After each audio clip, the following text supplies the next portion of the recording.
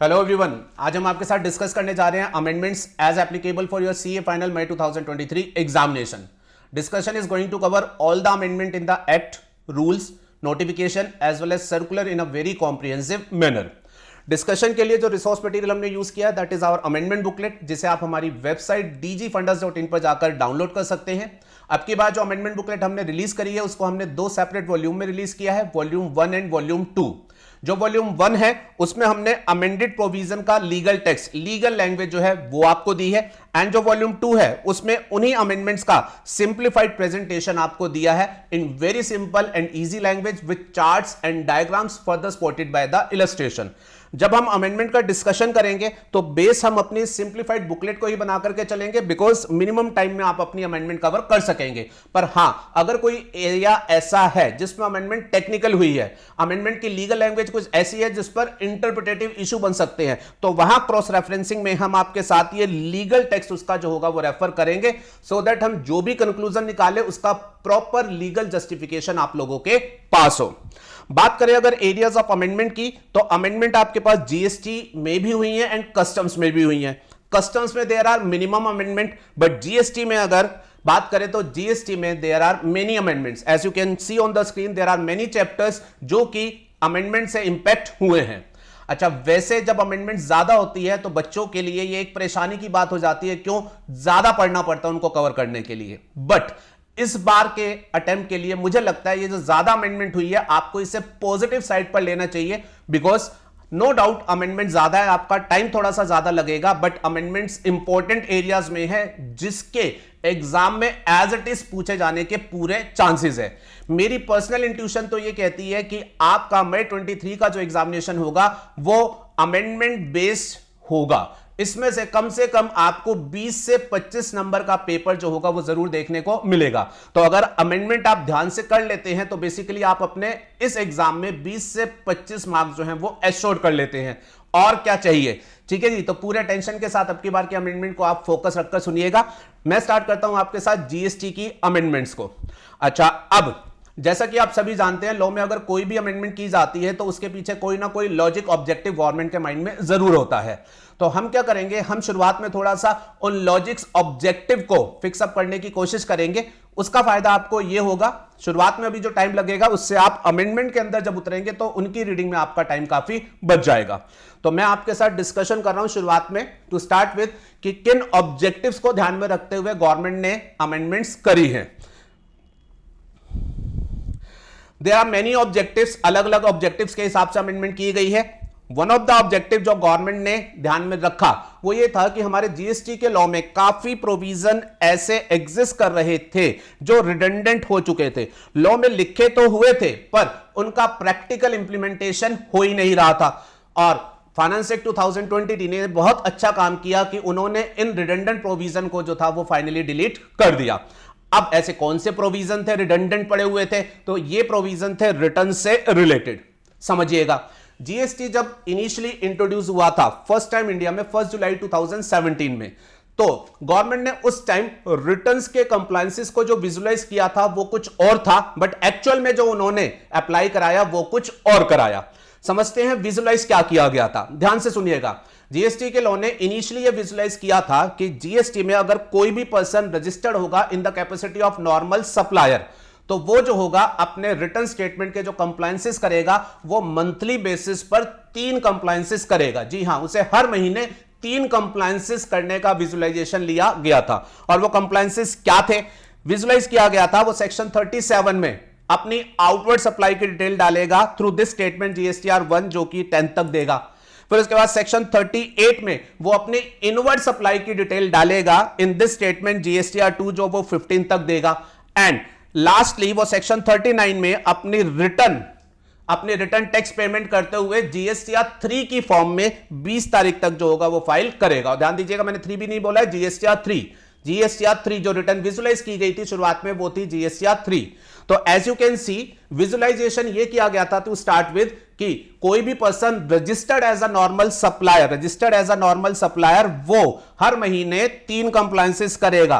Outward supply GSTR 1, inward supply GSTR 2 and then return GSTR 3. But जब law actual में introduce किया गया तो वो इस तरीके से नहीं किया गया। लॉ इंट्रोडक्शन के टाइम पर उन्होंने ये कहा जी हम उससे उसकी आउटवर्ड सप्लाई की डिटेल मांगेंगे जीएसटीआर 1, हम उससे उसकी इनवर्ड सप्लाई की कोई रिटर्न कोई स्टेटमेंट फर्निश नहीं कराएंगे, और उसकी रिटर्न जो होगी वो हम फर्निश तो उससे कराएंगे बट वो जीएसटीआर 3 नहीं, वो हम 3B एक सिंप्लीफाइड फॉर्म में जो होगा वो सबमिट कराएंगे। तो as you can see section 38 जो कि विजुलाइज किया गया था कि भाई इनवर्ड सप्लाई की डिटेल दो, वो एक्चुअल में इंप्लीमेंट कराया ही नहीं गया, और ये शुरुआत में भी नहीं कराया गया एंड टिल डेट भी ये कभी भी इंप्लीमेंट नहीं कराया गया, एंड अकॉर्डिंगली ये एक रिडंडेंट प्रोविजन था, एंड बेस्ड ऑन दैट इन्होंने सेक्शन 38 को फाइनली जो है जीएसटीआर 2 की जो बात करता था उसको उन्होंने यहां से ऑमिट कर दिया। आई होप दिस इज क्लियर, ठीक है। अच्छा, इसके अलावा कुछ कॉरेस्पॉन्डिंग चेंजेस किए गए, कुछ एक्ट के प्रोविजन रूल्स के प्रोविजन में रेफरेंस में जीएसटीआर 2 जीएसटीआर 3 का रेफरेंस आ रहा था, बट जैसा कि मैंने आपको बोला जीएसटीआर 2 कभी इंप्लीमेंट नहीं कराया गया, रिटर्न भी कभी जीएसटीआर 3 नहीं इंप्लीमेंट कराई गई, 3 भी इंप्लीमेंट कराई गई। तो जहां जहां भी एक्ट या रूल्स में जीएसटीआर 2 या जीएसटीआर 3 का रेफरेंस आ रहा था उसको भी ऑमिट कर दिया गया है। जीएसटीआर 2 का बिल्कुल ऑमिट कर दिया गया है, जीएसटीआर 3 के रेफरेंस जहां आ रहा था उसको सब्स्टिट्यूट करके जीएसटीआर 3B का रेफरेंस कर दिया गया है। अच्छा जी, अगली बात सुनिएगा, कुछ और भी अमेंडेड प्रोविजन थे जो इसी पुरानी रिटर्न मैकेनिज्म से रिलेटेड थे, ध्यान से सुनिएगा। लॉ ने ये विजुलाइज किया हुआ था to start with initially GST law में कि भाई साहब आप as a registered person normal supplier अपनी आउटवर्ड सप्लाई की डिटेल डालेंगे, ठीक है जी, फिर उसके बाद जो होगा इनवर्ड सप्लाई की डिटेल डालेंगे, फिर उसके बाद जो होगा वो अपनी रिटर्न सबमिट करेंगे। अब जो आप अपनी रिटर्न सबमिट करेंगे, कहा गया था इस रिटर्न को सबमिट करते टाइम आप अपना आईटीसी जो क्लेम करेंगे ये शुरुआत में जो होगा ये आपको प्रोविजनल बेसिस पर दिया जाएगा, सेक्शन 41 में ये लिखा हुआ था। और ये प्रोविजनल बेसिस पर इसलिए दिया जाएगा, उन्होंने ये कहा था कि अभी आपने आईटीसी जो क्लेम किया जिस भी जीएसटी का, उसे हम क्रॉस चेक करेंगे कि आपने जिस भी सप्लायर से सप्लाई ली है उसने वो जीएसटी कॉरेस्पॉन्डिंगली सरकार को पे कर दिया या फिर नहीं कर दिया। अगर जिस सप्लायर से आपने सप्लाई ली है उसने कॉरेस्पॉन्डिंग जीएसटी जो है वो सरकार को पे कर दिया तो फिर आपका ये आईटीसी जो होगा वो हम फाइनलाइज कर देंगे। Are you getting my point? आप अपनी रिटर्न फाइल करते टाइम अपना आईटीसी जो होगा वो प्रोविजनल बेसिस पर क्लेम कर लो, उसको आप यूज भी कर सकते हो for payment of your return related liability, लेकिन हम इस प्रोविजनल आईटीसी को पोर्टल पर मैचिंग के बाद फाइनलाइज करेंगे। पोर्टल कैसे मैचिंग करेगी? जिस भी सप्लायर से आपने सप्लाई ली है उसकी जब रिटर्न आएगी टैक्स पेमेंट वाली, तब हम जो होगा आपके आईटीसी को उसके साथ क्रॉस मैच कर लेंगे। और अगर उस सप्लायर ने अपनी रिटर्न जो है वो एक स्पेसिफाइड पीरियड तक नहीं सबमिट करी तो फिर ये मिसमैच जो होगा वो आपको कम्युनिकेट किया जाएगा, और मिसमैच के केस में हम आपसे आईटीसी रिवर्स करवा देंगे विद इंटरेस्ट। और इसके लिए उन्होंने प्रोविजन सेक्शन 42 में बनाए हुए थे कि पोर्टल पे मैचिंग फंक्शनैलिटी आएगी और मैचिंग के बाद आपका सेक्शन 41 का प्रोविजनल आईटीसी जो होगा वो फाइनल बनेगा। बट अगेन ये जो मैचिंग प्रोविजन उन्होंने विजुलाइज किए थे ये कभी भी उन्होंने मैचिंग की फंक्शनैलिटी पोर्टल पर एप्लीकेबल नहीं कराई, जिसकी वजह से ये सेक्शन 42 जो था वो रिडंडेंट पड़ा हुआ था। तो फाइनली इसको भी फाइनेंस एक्ट 2022 से डिलीट कर दिया गया। और क्योंकि मैचिंग होगी ही नहीं तो प्रोविजनल कभी फाइनल बनने का क्वेश्चन आएगा ही नहीं, तो उस बात को देखते हुए सेक्शन 41 में भी अमेंडमेंट की गई which is a very significant amendment, और कहा गया कि सेक्शन 41 में जो क्रेडिट लिया जाएगा वो प्रोविजनल नहीं होगा। पहले प्रोविजनल सोचा गया था कि 42 की मैचिंग से वो फाइनल होगा, बट 42 की मैचिंग कभी आई नहीं, 42 डिलीट कर दिया गया तो प्रोविजनल के फाइनल होने का क्वेश्चन बनेगा ही नहीं, इसलिए सेक्शन 41 भी अमेंड कर दिया गया और डायरेक्टली वहां लिख दिया गया कि जो आप आईटीसी रिटर्न में क्लेम करेंगे वो प्रोविजनल नहीं होगा, वो फाइनल होगा, जिसे आप अपनी रिटर्न रिलेटेड लायबिलिटी या अदर लायबिलिटीज के लिए भी यूज कर सकते हैं। फिर उसके बाद सेक्शन 42 में भी एक मैचिंग विजुलाइज की गई थी। ये कौन सी मैचिंग थी? ये मैचिंग ये विजुलाइज की गई थी कि अगर आप कभी किसी कस्टमर को क्रेडिट नोट इशू करते हैं तो आप उस क्रेडिट नोट के बेस पर अपनी आउटपुट टैक्स लायबिलिटी में रिडक्शन क्लेम करते हैं। इधर आप रिडक्शन क्लेम करेंगे तो उधर कॉरेस्पॉन्डिंगली जिसको आपने क्रेडिट नोट दिया उसके एंड पे से अगर उसने आईटीसी लिया था तो वो रिवर्सल होना चाहिए, उसकी मैचिंग कराई जाएगी। बट वो फंक्शनैलिटी भी कभी ऑपरेटिव नहीं कराई गई थी, तो इस सेक्शन 42 को भी जो है वो डिलीट कर दिया गया है। और एक्ट में जहां कहीं भी 41, 42 के क्रॉस रेफरेंस आ रहे थे उन सबको भी ऑमिट कर दिया गया है। मेरे ख्याल से आपको बात समझ आ रही है। अच्छा, फिर उसके बाद अगला रिडंडेंट प्रोविजन जो था वो था सेक्शन 43A। अब इसके बारे में सुनिएगा। उन्होंने टू स्टार्ट विद जीएसटी में रिटर्न कौन सी विजुलाइज करी थी, जीएसटीआर 3, बट उन्होंने इसको कभी इंप्लीमेंट ही नहीं किया, वो किस पर आ गए, जीएसटीआर 3B। अच्छा, इसका लॉजिक क्या था, उन्होंने कहा शुरुआत में लोग काफी कंफ्यूज हो रहे हैं तो लोगों से कॉम्प्लिकेटेड रिटर्न ना भरवा करके सिंप्लीफाइड रिटर्न भरवाए, उन्होंने जीएसटीआर 3B सिंप्लीफाइड रिटर्न दे दी। अब लेकिन जब ये सिंप्लीफाइड रिटर्न उन्होंने दी तो लोगों के लिए तो ये सिंप्लीफिकेशन हो गया, बट गवर्नमेंट के लिए एडमिनिस्ट्रेशन में कुछ इश्यूज आए। लोग इस जीएसटीआर 3B में किसी भी तरीके का आईटीसी वाईटीसी क्लेम कर लेते थे और उसका गवर्नमेंट के एंड पे से कोई क्रॉस वेरिफिकेशन नहीं था। तो उन्होंने जीएसटीआर 3B के इंट्रोडक्शन के बाद जब ये प्रॉब्लम फेस करी तो फिर उन्होंने बीच में ये सोचा कि इस जीएसटीआर 3B की रिटर्न को भी हम खत्म करेंगे, जीएसटी को आए हुए काफी समय हो गया तो अब सिंप्लीफाइड रिटर्न की जरूरत नहीं है, अब हम नई रिटर्न जो होगी वो इंट्रोड्यूस करेंगे और उसका मैकेनिज्म उन्होंने 43A से जो था वो इंट्रोड्यूस किया, ये अमेंडमेंट से इंट्रोड्यूस किया था। इसमें उनकी ये मंशा थी कि वो एक नया रिटर्न मैकेनिज्म इंट्रोड्यूस करेगा जो कि टाइट कंट्रोल में जो होगा वो टैक्स पेयर को रखेगा। बट ये भी बेटा प्रोजेक्ट ठंडे बस्ते में चला गया। ये ठंडे बस्ते में इसलिए चला गया कि अगर ये नई रिटर्न इंट्रोड्यूस होती तो इसकी वजह से कॉरेस्पॉन्डिंगली पोर्टल पर फिर बहुत सारे चेंजेस करने पड़ते और बेटा पोर्टल वाले के लिए फिर ये दिक्कत होती और फिर प्रॉब्लम होती। तो गवर्नमेंट ने क्या किया, पहले तो सोचा था कि नई रिटर्न मैकेनिज्म इंट्रोड्यूस करेंगे, लेकिन बाद में इस आइडिया को ड्रॉप कर दिया और उन्होंने ये कहा कि नई रिटर्न मैकेनिज्म इंट्रोड्यूस करने की बजाय हम जो टाइट कंट्रोल करने की सोच रही है उस टाइट कंट्रोल को हम जीएसटीआर 3B में ही over a period of time improvement करते हुए इंट्रोड्यूस करेंगे। और क्योंकि ऐसा डिसीजन लिया गया तो उन्होंने 43A को भी जो है वो फाइनली ऑमिट कर दिया है। Are you okay with this? तो नई रिटर्न की एक बार सोच आई थी बट उसमें बहुत एक्सपेंसेस, टाइम, सब कुछ इन्वॉल्व रहता और ओवरऑल फिर से डिस्टर्बेंस होती, तो उसकी बजाय जीएसटीआर 3B में ही टाइम टू टाइम उन्होंने इंप्रूवमेंट किए। आप जानते हैं जैसे आईटीसी की प्रॉब्लम थी तो जीएसटीआर 3B में कोई भी आदमी कितना भी आईटीसी ना ले पाए, उस टाइट कंट्रोल करने के लिए आज की डेट में ऑलरेडी उन्होंने आईटीसी को किसके साथ लिंक कर दिया है, जीएसटीआर 2B के साथ। कहने का मतलब क्या है, जो भी इंप्रूवमेंट करने की जरूरत थी वो उन्होंने जीएसटीआर 3B में ही करनी स्टार्ट कर दी है, धीरे धीरे करके वो इंप्लीमेंट किए जा रहे हैं। इसलिए ये जो नया रिटर्न मैकेनिज्म विजुलाइज किया गया था इसको भी ऑमिट कर दिया गया है। आई hope this is clear. Yes, तो ये हैं बेटा वो रिडंडेंट प्रोविजन जो इंप्लीमेंट हुए ही नहीं थे एंड अकॉर्डिंगली डिलीट कर दिए गए। I hope the objective is clear. चलिए फिर दूसरे ऑब्जेक्टिव की बात करता हूं। जीएसटी के लॉ ने बहुत सारे काम, एक्टिविटीज के लिए टाइम लिमिट्स दे रखी थी, ठीक है। जैसे सेक्शन 16 सबसेक्शन 4 में आईटीसी अवेलमेंट की टाइम लिमिटेशन थी। सेक्शन 34 सबसेक्शन 2 में क्रेडिट नोट अगर आप इशू करते हैं तो उसके बेसिस पर आप एडजस्टमेंट जो क्लेम करेंगे उसके लिए टाइम लिमिटेशन थी। 37(3) में आपने अगर जीएसटीआर 1 फाइल करते टाइम कोई मिस्टेक कर दी तो उसके रेक्टिफिकेशन के लिए टाइम लिमिटेशन थी। 39(9) में आपके रिटर्न्स में अगर कोई मिस्टेक हो गई तो उसके रेक्टिफिकेशन के लिए टाइम लिमिटेशन दी गई थी। एंड 52(6) में टैक्स कलेक्टर अपना जो स्टेटमेंट जीएसटीआर 8 फाइल करते हैं उसमें रेक्टिफिकेशन के लिए टाइम लिमिटेशन दी गई थी। तो there were certain time limitations जो कि इन सेक्शंस में दी गई थी। अब था क्या बेटा, इन सेक्शंस में जो टाइम लिमिटेशन दी गई थी ये ब्रॉडली पढ़ने पर तो सेम लगती थी बट एक्चुअल में इनमें डिफरेंसेस थे। मैं जब टाइम लिमिटेशन का डिस्कशन करूंगा तो आपको बताऊंगा एक्चुअल में पढ़ने में ये सेम लगती थी बट अगर इसे स्ट्रिक्ट सेंस में पढ़ा जाए तो इन सब टाइम लिमिटेशन में डिफरेंसेस अराइज होता था। तो अब उस डिफरेंसेस को उन्होंने एलिमिनेट करते हुए एक बड़ा स्टेप लिया और उन्होंने बोला जी टाइम लिमिटेशन जो है वो यूनिफॉर्म कर दी जाए, टाइम लिमिटेशन जो है वो यूनिफॉर्म कर दी जाए। तो उन्होंने एक यूनिफॉर्म टाइम लिमिटेशन जो है वो इंट्रोड्यूस कर दी है और इसकी वजह से इन सभी कॉरेस्पॉन्डिंग सेक्शंस में जो है वो अमेंडमेंट कर दी गई है। तो यहां ऑब्जेक्टिव क्या है, uniformity. I hope this is clear. चलिए फिर उसके बाद तीसरा ऑब्जेक्टिव, बहुत अच्छा ऑब्जेक्टिव, वैलिडेशन प्रोविजंस का इंट्रोडक्शन। वैलिडेशन प्रोविजन से हमारा क्या मतलब होता है, देखिएगा गवर्नमेंट क्या होती है, गवर्नमेंट बेटा हमेशा चाहती है कि टैक्स प्रोविजन जो है वो प्रॉपर तरीके से इंप्लीमेंट हो पाए, टैक्स लीकेज जो है वो मिनिमाइज हो सके। तो उसको ध्यान में रखते हुए कई बार गवर्नमेंट क्या होती है अपने इस झील में कि उसे किसी भी तरीके का टैक्स लीकेज नहीं होना जाना चाहिए, वो नए नए प्रोविजन इंट्रोड्यूस करती जाती है और नए प्रोविजन इंट्रोड्यूस करते टाइम वो कई बार इस बात को भी भूल जाती है कि उसने जो प्रोविजन इंट्रोड्यूस कर दिया उसके पास कोई लीगल बैकिंग, कोई लीगल पावर है ही नहीं।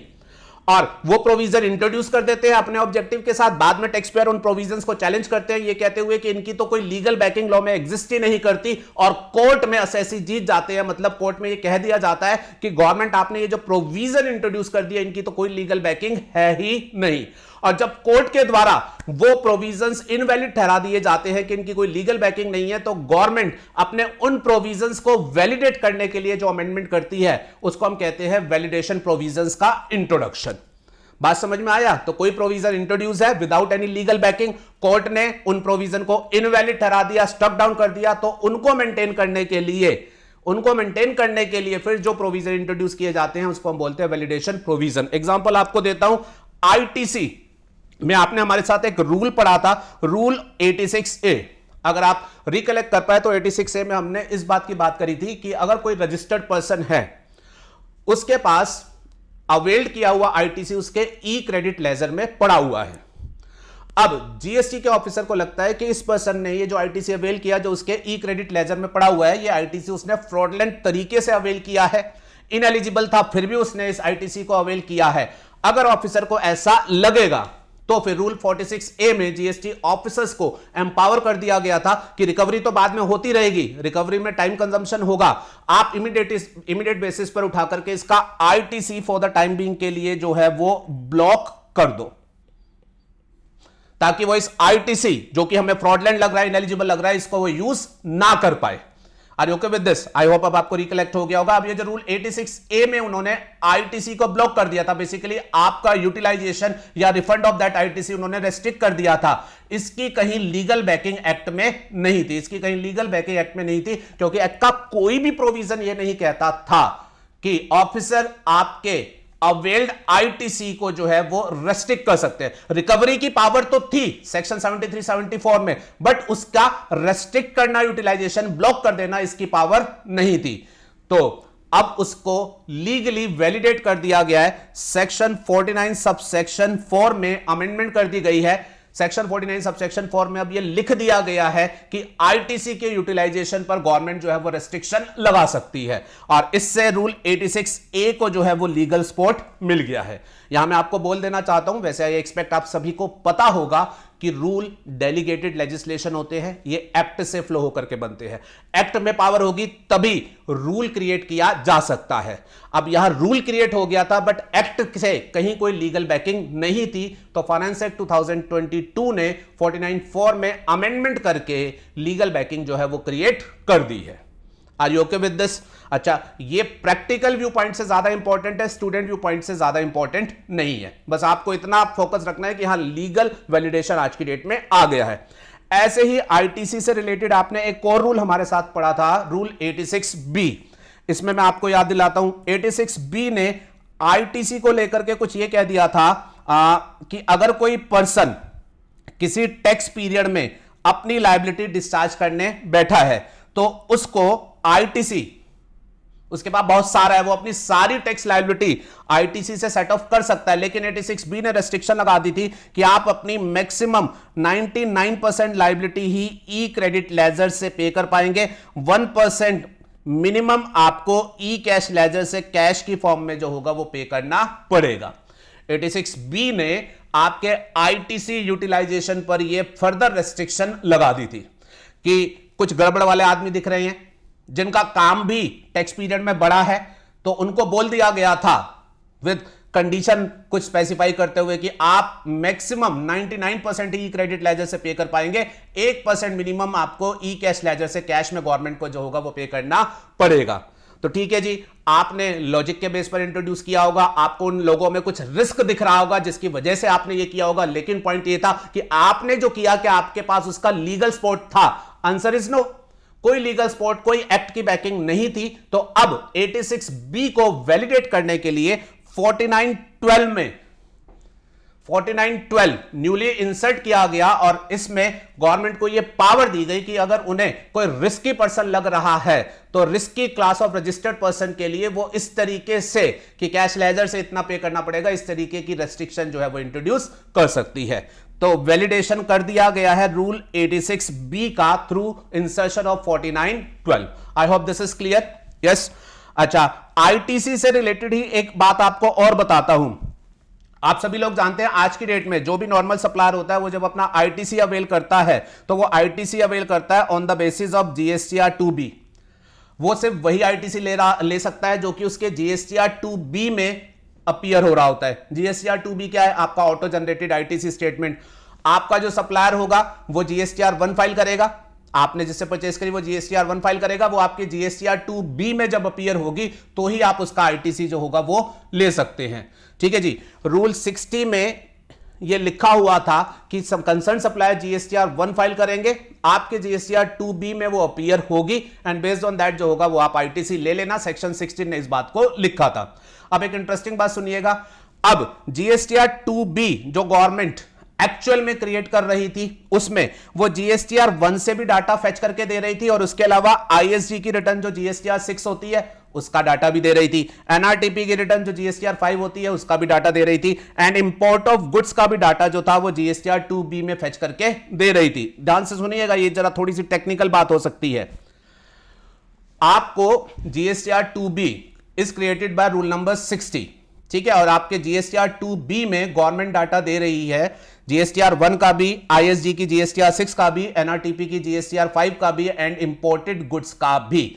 अब लेकिन ध्यान से सुनिएगा, अगर हम लीगल प्रोविजंस की बात करें तो लीगल प्रोविजन सेक्शन 37 में जीएसटीआर 1 आपसे फाइल कराई जाती है एंड सेक्शन 37 में यह लिखा हुआ है कि सप्लायर जब जीएसटीआर 1 फाइल करेंगे तो जीएसटीआर 1 में जो डिटेल उन्होंने फर्निश करी वो रेसिपिएंट को in the form of 2B जो होगी प्रेस्क्राइब तरीके से रूल 60 में कम्युनिकेट कर दी जाएगी। अब प्लीज ध्यान से सुनिएगा, जीएसटीआर 1 एक नॉर्मल सप्लायर ने फाइल करी सेक्शन 37 में और 37 में यह लिखा हुआ है कि जो वो डिटेल फर्निश करेगा वो रेसिपिएंट को कम्युनिकेट कर दी जाएगी इन प्रेस्क्राइब मैनर, तो रूल 60 में ये उसको कम्युनिकेट कर दी गई। It's okay. बट एक्चुअल में क्या हो रहा था, रूल 60 में आईएसजी, एनआरटीपी और इंपोर्टेड गुड्स की डिटेल भी फेच कराई जा रही थी जिसके कोई लीगल बैकिंग नहीं थी। बहुत कम लोग जानते हैं इस बात को, थोड़ा ध्यान से सुन लीजिएगा। जीएसटीआर 1 से 2B में जाएगा, इस बात की तो लीगल बैकिंग थी क्योंकि सेक्शन 37 में यह लिखा हुआ था, बट आईएसजी, एनआरटीपी और इंपोर्टेड गुड्स का जो डाटा जीएसटीआर 2B में दिखाया जाता है उसकी कोई लीगल बैकिंग नहीं थी। तो based on what they were communicating और कह रहे थे कि इसके बेस पर क्रेडिट लो, तो अकॉर्डिंगली उस लीगल बैकिंग को क्रिएट करने के लिए उन्होंने सेक्शन 38 का सहारा लिया। सर अभी तो आप कह रहे थे सेक्शन 38 डिलीट कर दिया गया, बेटा सेक्शन 38 सब्स्टिट्यूट किया गया। सेक्शन 38 में पहले जीएसटीआर 2 की बात थी जो काम की नहीं थी, तो उसको खत्म करके नया सेक्शन 38 लाया गया और उस सेक्शन 38 में लिखा गया कि जीएसटीआर 2B जो कि रेसिपिएंट को अवेलेबल कराया जाता है उसमें उसे जीएसटीआर 1 की डिटेल भी अवेलेबल कराई जाएगी और उसके अलावा अदर डिटेल्स भी प्रेस्क्राइब्ड मैनर में जो होगी वो अवेलेबल कराई जाएगी। कहने का मतलब जो rule 60 already in other details को अवेलेबल करा रहा था इन जीएसटीआर 2B, उसकी कोई लीगल बैकिंग पहले नहीं थी। वो लीगल बैकिंग वैलिडेशन अब सेक्शन 38 के थ्रू जो है वो क्रिएट कर दी गई है। तो ये आईटीसी से रिलेटेड 3 प्रोविजंस हैं बेटा जो मैंने आपको बताया, लीगल वैलिडेशन के एंगल से अमेंडमेंट की गई है।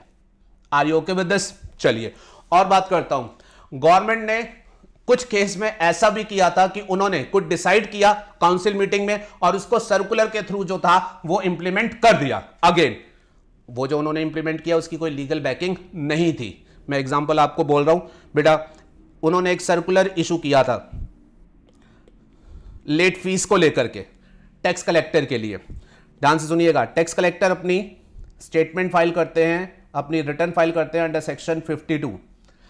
यहां एक बड़ी स्पेशल बात है, जीएसटी में जितने भी रजिस्टर्ड पर्सन होते हैं वो चाहे किसी भी कैटेगरी के हो, वो सब अपनी रिटर्न सेक्शन 39 में फाइल करते हैं।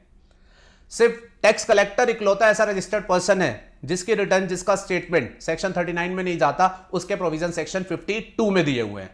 अब प्लीज ध्यान से सुनिएगा, जो हमारा लेट फीस का सेक्शन है सेक्शन 47, उसमें लेट फीस की जब बात लिखी थी तो उसमें अलग अलग सेक्शन के बारे में बोला गया था कि आपकी रिटर्न इस सेक्शन में नहीं गई, सेक्शन में नहीं गई, आपकी लेट फीस लगेगी, बट वहां सेक्शन 52 का रेफरेंस नहीं था।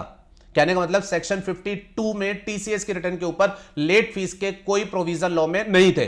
बट सीबीआईसी ने एक सर्कुलर इशू किया हुआ था जिसमें उन्होंने क्या रखा था, भाई इसको भी रिटर्न की ड्यू डेट दी गई है, अगर इसने भी ड्यू डेट तक सबमिट नहीं करी तो लेट फीस तो इसे भी देनी चाहिए। उन्होंने सर्कुलर से ये बात बोल रखी थी।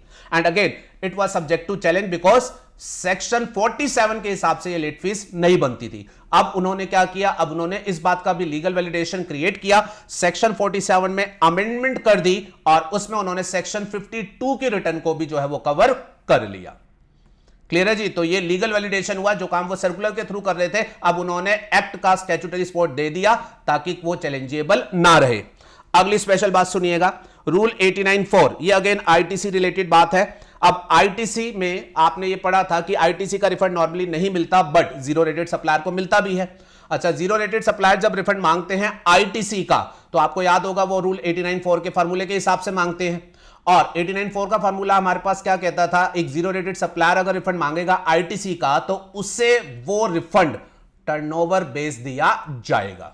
जीरो रेटेड सप्लायर अगर अपना आईटीसी का रिफंड मांगेगा तो उसे अपना वो रिफंड जो होगा वो टर्नओवर बेस दिया जाएगा। 89(4) ने फार्मूला लेट डाउन करके दिया था कि आपने जीरो रेटेड सप्लाई कितनी करी out of your total supply during a tax period, using that turnover ratio ही आपका मैक्सिमम रिफंड जो होगा वो कैलकुलेट किया जाएगा।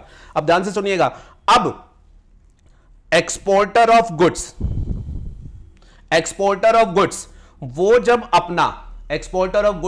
जब अपना रिफंड जीरो रेटेड सप्लाई की वजह से आईटीसी का लेने जाते थे तो उनको फार्मूला क्या यूज करना है, टर्नओवर, जो भी उन्होंने गुड्स एक्सपोर्ट किए वो आउट ऑफ टोटल टर्नओवर, जिसको वो एडजस्टेड टोटल टर्नओवर भी बोलते थे। अब टर्नओवर ऑफ एक्सपोर्ट गुड्स को लेकर के एक बड़ा इंटरेस्टिंग इशू था जिसके ऊपर सीबीआईसी का सर्कुलर था। क्या था जी, जरा सुन लीजिएगा, बड़ा सिंपल है। जब एक एक्सपोर्टर एक्सपोर्ट करता है तो आप जानते हैं वो इंटरनेशनल ट्रांजैक्शन या तो एफओबी बेसिस पर करेगा या फिर वो सीआईएफ बेसिस पर करेगा, एफओबी बेसिस पर अगर वो करेगा और ₹X लेगा तो आपको पता है सीआईएफ बेसिस पर अगर वो करेगा तो सीआईएफ तो प्राइस हमेशा ज्यादा होता है, तो यहां पर वो अगर प्राइस लेगा तो ₹Y लेगा बिकॉज यहां वो एडिशनली इंश्योरेंस एंड फ्रेट जो होगा वो चार्ज करेगा। फोकस रखिएगा जरा ध्यान से, एक्सपोर्टर ऑफ गुड्स है, वो अपना एक्सपोर्ट ट्रांजैक्शन कर रहे हैं, तो जब वो एक्सपोर्ट करेंगे एफओबी बेसिस पर अगर X प्राइस है, सीआईएफ बेसिस पर अगर उन्होंने एक्सपोर्ट किया तो Y प्राइस होगा जो कि ज्यादा होगा। अच्छा, अब जीएसटी में what is the value of supply, तो आप जानते हैं जीएसटी में वैल्यूएशन ऑफ सप्लाई किया जाता है as per section 15 and section 15 बोलता है नॉर्मली वैल्यू ऑफ सप्लाई क्या होगी, ट्रांजैक्शन वैल्यू। और ट्रांजैक्शन वैल्यू का क्या मतलब होता है, प्राइस एक्चुअली पेड और पेबल फॉर द सप्लाई, जिसका मतलब क्या हो गया, अगर आपने एफओबी बेसिस पर किया तो आपका ये जो प्राइस आपने लिया this is your transaction value, this is your value of supply. But अगर आपने सीआईआई बेसिस पर किया तो आपने वाई प्राइस लिया है, this is the value of supply. तो कहने का मतलब क्या हो गया, एक्सपोर्टर ऑफ गुड्स एक्सपोर्ट अगर एफओबी बेसिस पर करेंगे तो उनकी वैल्यू ऑफ सप्लाई ₹X होगी, टर्नओवर ₹X बना। बट अगर वो सीआईएफ बेसिस पर करेंगे तो उनकी वैल्यू ऑफ सप्लाई ₹Y होगी जो कि ज्यादा होगी, तो टर्नओवर जो होगा वो ₹Y बनेगा। ठीक है, तो डिपेंडिंग अपॉन कैसे वो सप्लाई कर रहे हैं टर्नओवर निकाला जाएगा, जो कि सीआईएफ के केस में ज्यादा निकलता है। अब सुनिएगा, सीबीआईसी ने लेकिन एक सर्कुलर इशू कर रखा था जिसमें उन्होंने ये क्या रखा था कि भाई साहब आप एक्सपोर्ट एफओबी पर करो या सीआईएफ पर करो, हम तो जो लोअर होगा वो लेंगे। आप एफओबी पर करो या सीआईएफ पर करो, हम जो लोअर होगा वो लेंगे। और उसका उन्होंने लॉजिक ये बोल रखा था, जब आप कस्टम में एक्सपोर्ट का वैल्यूएशन करते हैं तो कस्टम में हमेशा एक्सपोर्ट गुड्स की वैल्यू जो होती है वो हमेशा एफओबी ली जाती है। याद है कि नहीं आपको, कस्टम में इंपोर्ट का वैल्यूएशन सीआईएफ पर होता है बट एक्सपोर्ट का वैल्यूएशन एफओबी बेसिस पर होता है। तो सर्कुलर जो था उसने ये इशू था, भाई साहब आप एक्सपोर्ट ऑफ गुड्स कर रहे हो, एक्सपोर्ट ऑफ गुड्स की जो वैल्यू बनती है वो एफओबी बनती है। सीआईएफ पर आपने एक्सपोर्ट किया तो उसमें तो इंश्योरेंस एंड फ्रेट होता है, तो वो गुड्स की वैल्यू का कंपोनेंट नहीं होना चाहिए, और कस्टम में ऐसा लिखा भी है। तो उन्होंने सर्कुलर में ये कह रखा था कि आप एक्सपोर्ट कैसे भी करें, एफओबी कर करें या सीआईएफ पर करें, हम जब रिफंड के पर्पस के लिए आपका एक्सपोर्ट टर्नओवर निकालेंगे तो हम जो होगा वो एफओबी और सीआईएफ जो भी लोअर होगा उसके बेसिस पर निकालेंगे। अच्छा, उन्होंने अपना कहा, लॉजिक भी दे दिया, लेकिन जो एक्सपोर्टर्स थे वो ये कहते थे कस्टम में वैल्यू क्या ली जाती है उससे आपको क्या लेना देना। आप जीएसटी की बात करो, जीएसटी के लॉ के हिसाब से आपको प्रोविजंस पढ़ने हैं, जीएसटी के लॉ के हिसाब से आपको टर्नओवर निकालना है, तो जीएसटी के लॉ के हिसाब से तो सेक्शन 15 ट्रांजैक्शन वैल्यू होती है। मैंने एफओबी पर किया तो एफओबी लो, सीआईएफ पर किया तो सीआईएफ लो। तो वो सर्कुलर को चैलेंज कर रहे थे। अब वो चैलेंज ना हो, उसको वैलिडेट करने के लिए रूल 89(4) में अमेंडमेंट कर दी गई है। लीगल वैलिडेशन सर्कुलर में कही गई बात का क्रिएट कर दिया गया है एंड 89(4) में एक एक्सप्लेनेशन इंसर्ट करके ये कह दिया गया है कि जब एक्सपोर्ट गुड्स की वैल्यू हम लेंगे 89(4) के पर्पस के लिए, तो फिर हम लेंगे जो एफओबी वैल्यू कस्टम्स के शिपिंग बिल में लिखी गई है वो, और जो जीएसटी के लॉ में सेक्शन 15 में बनती है उनमें से विच एवर इज लोअर, जिसका नेट इंपैक्ट बेसिकली ये है कि वो एफओबी बेसिस पर ही आपको जो होगा वो प्रोपोर्शनेट रिफंड कैलकुलेट करवाएंगे। आई होप दिस इज क्लियर। तो ये legal validation of the provisions को ध्यान में रखते हुए ये अमेंडमेंट्स कर दी गई है। चलिए फिर उसके बाद अगला ऑब्जेक्टिव, अब जीएसटी का लॉ इंटरनेशनल प्रैक्टिसेस कुछ चीजों के ट्रीटमेंट को लेकर के जो है वो पिछले कुछ समय में चेंज हुई थी, और उन इंटरनेशनल प्रैक्टिसेस से अपने जीएसटी लॉ को अलाइन करने के लिए उन्होंने जो है कुछ चीज का ट्रीटमेंट जो है वो जीएसटी के लॉ में जो है वो अमेंड किया है। अब ये इंटरनेशनल प्रैक्टिसेस क्या हैं? तो इंटरनेशनल प्रैक्टिस बड़ा ब्रीफ में बोलूंगा मैं उसे, एरिया था हमारा लिक्विडेटेड डैमेजेस। आप किसी के साथ कॉन्ट्रैक्ट करते हैं और वो कॉन्ट्रैक्ट टाइमली परफॉर्म करे, इस बात को एश्योर कराने के लिए आप कॉन्ट्रैक्ट में क्लोज डाल देते हैं। टाइमली परफॉर्म नहीं किया तो तुझे एज अ कंपनसेशन मुझे लिक्विडेटेड डैमेजेस जो होंगे वो पे करने पड़ेंगे। हमारा जो अभी तक जीएसटी का लॉ चला आ रहा था उसमें ट्रीटमेंट ये चल रहा था कि लिक्विडेटेड डैमेजेस के ऊपर भी जीएसटी जो था वो लगाया जा रहा था under the category of tolerance of act. But internationally countries ने इसका ट्रीटमेंट जो है अभी रिसेंट में चेंज किया और उन्होंने बोला जी लिक्विडेटेड डैमेजेस ये बाय नेचर कंपनसेशन है, ये कंसिडरेशन है ही नहीं, तो इसके ऊपर जीएसटी आना नहीं चाहिए। अब हमने उस प्रैक्टिस को इंडिया में भी अडॉप्ट करते हुए, क्योंकि हमारे इंटरनेशनल ट्रांजैक्शन भी रहते हैं, तो वो जो प्रैक्टिस इंटरनेशनली चेंज हुई थी उसको अडॉप्ट करते हुए हमने भी कहा कि ठीक है जी, हम उस इंटरनेशनल प्रैक्टिस के हिसाब से लिक्विडिटी डैमेजेस को जो होगा वो टैक्सेबल नहीं करेंगे। बेसिकली किसी भी तरीके के कंपनसेशन को जो होगा वो हम टैक्स नहीं करेंगे। और उसको ध्यान में रखते हुए शेड्यूल 3 पैरा 5 जिसमें टॉलरेंस ऑफ एक्ट की बात थी उसको लेकर के एक सर्कुलर इशू कर दिया गया। सर्कुलर में लिक्विडेटेड डैमेजेस को क्लैरिफाई किया गया है एंड रिलेटेड बहुत सारे पॉइंट को क्लैरिफाई किया गया है। ये वाली अमेंडमेंट ऑलरेडी मैं आपके साथ एक डिटेल वीडियो में अपने यूट्यूब चैनल पर शेयर कर चुका हूं, तो इसको आप जरूर देख लीजिएगा, पक्का एग्जाम में क्वेश्चन बनता है। चलिए जी और बताता हूं और क्या ऑब्जेक्टिव अमेंडमेंट का। कुछ अमेंडमेंट इस वजह से की गई कि जीएसटी के लॉ में जो लिखा था वो कुछ और लिखा था, बट प्रैक्टिकली जो चलाया जा रहा था वो कुछ और चलाया जा रहा था। तो लॉ वर्सेस प्रैक्टिकल एप्लीकेबिलिटी में डाइवर्जेंस था, तो अब उनको जो है वो अलाइनमेंट करने के लिए अमेंडमेंट जो है वो कर दी गई है।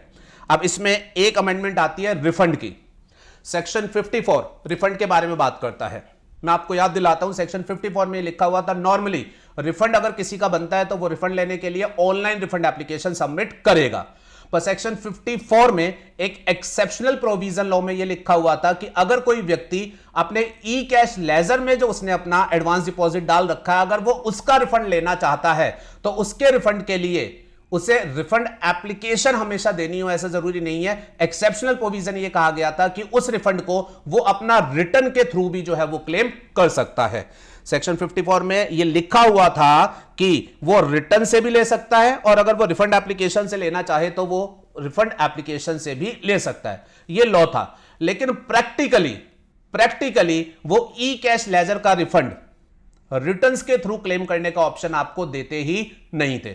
अब कहने का मतलब लो तो आपको दो रास्ते दे रहा था, या तो रिटर्न के थ्रू मांग लो या एप्लीकेशन से मांग लो, बट प्रैक्टिकली वो रिटर्न वाला रास्ता चला ही नहीं रहे थे। तो अब उन्होंने लॉ को अलाइन करने के लिए वो रिटर्न वाला रास्ता फाइनली लॉ से डिलीट ही कर दिया है। 54 में अमेंडमेंट करके लिख दिया गया है ई कैश लेजर से भी अगर आपको रिफंड लेना है तो वो आपको प्रेस्क्राइब मैनर रिफंड एप्लीकेशन के थ्रू ही लेना पड़ेगा।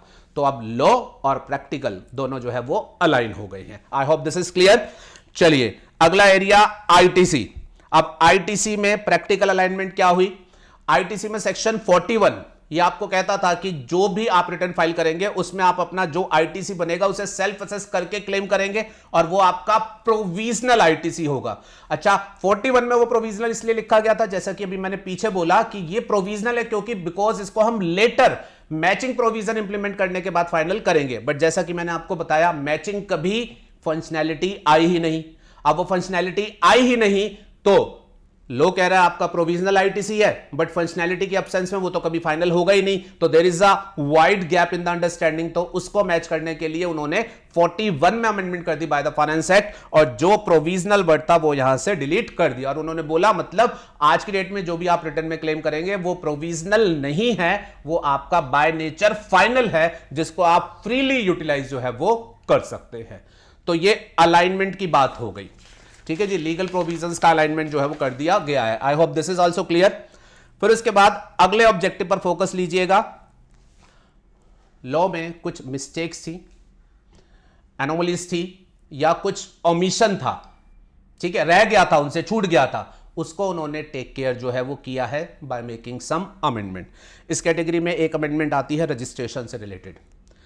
रजिस्ट्रेशन के कैंसलेशन से रिलेटेड मैं आपके साथ बात कर रहा हूं। सेक्शन 29 रजिस्ट्रेशन के कैंसलेशन की बात करता है। अब सेक्शन 29 में यह लिखा हुआ था कि अगर कोई रिटर्न फाइलिंग को लेकर के कंसिस्टेंट डिफॉल्ट करता है तो ऑफिसर के पास ये पावर है कि वो उसका रजिस्ट्रेशन कैंसिल कर सकता है, ठीक है। अब 29 में एक पर्टिकुलर क्लॉज में यह लिखा हुआ था कि if there is a composition supplier और उसने अपनी रिटर्न्स फाइल नहीं करी for 3 consecutive tax period, emphasis लीजिएगा, उसने अपनी रिटर्न फाइल नहीं करी फॉर 3 कंसेक्यूटिव टैक्स पीरियड, तो फिर ऑफिसर के पास ये पावर है कि वो उसका रजिस्ट्रेशन कैंसिल कर सकता है। अब जरा ध्यान से देखिएगा, यहां जो टैक्स पीरियड वर्ड है, टैक्स पीरियड वर्ड जीएसटी के लॉ में डिफाइंड है। टैक्स पीरियड वर्ड का मतलब होता है पीरियड जिसके हिसाब से आपको रिटर्न फाइल करनी होती है।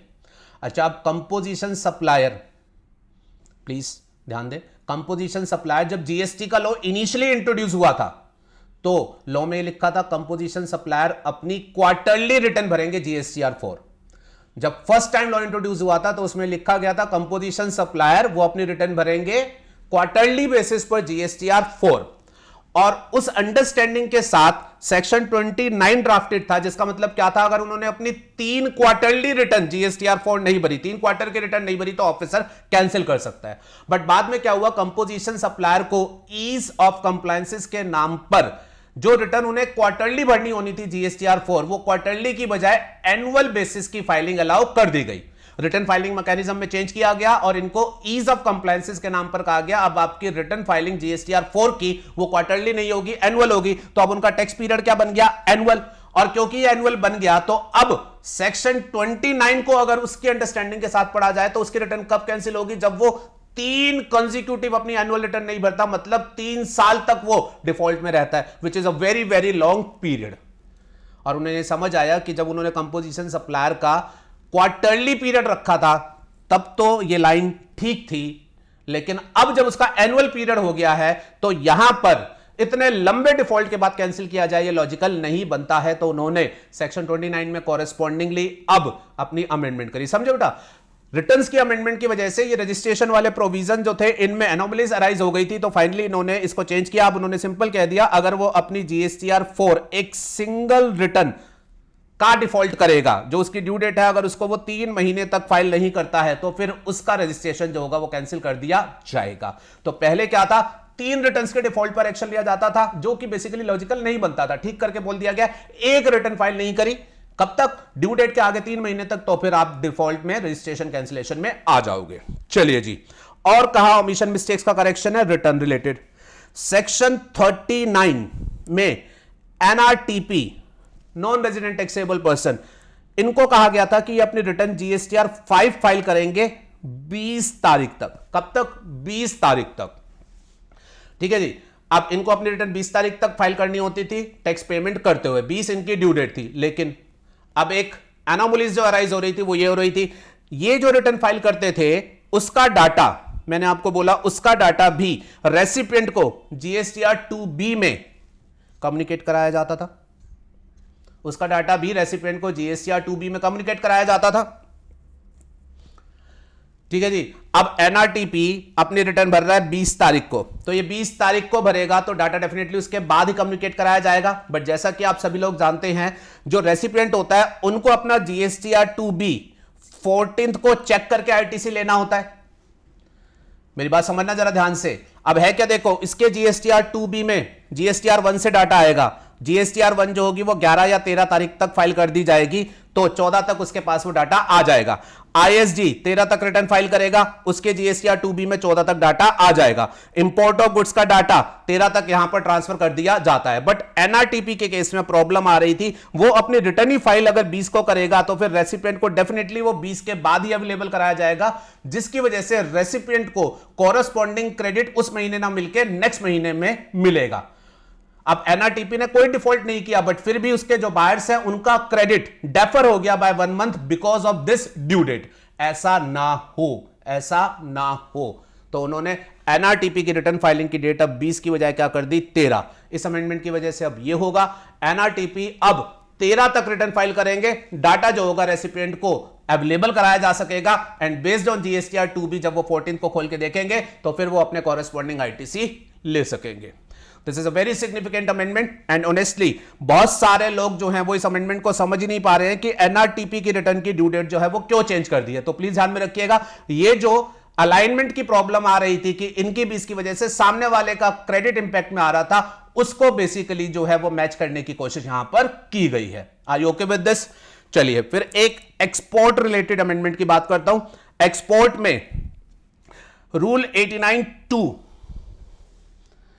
ठीक है जी, इसमें एक अमेंडमेंट की गई है इलेक्ट्रिसिटी एक्सपोर्टर्स के एंगल से। ठीक है, थोड़ा सा ब्रीफ बैकग्राउंड दे देता हूं।